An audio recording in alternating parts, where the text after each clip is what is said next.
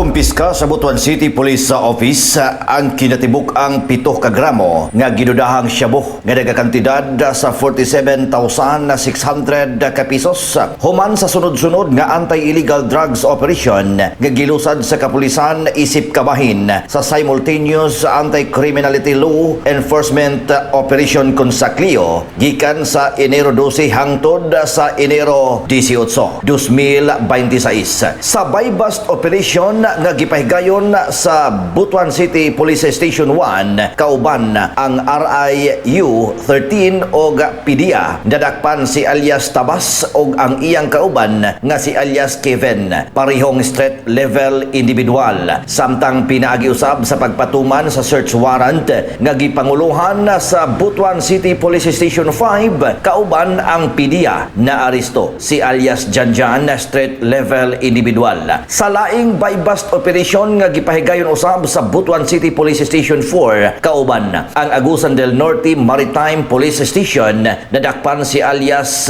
Glenn, street level individual.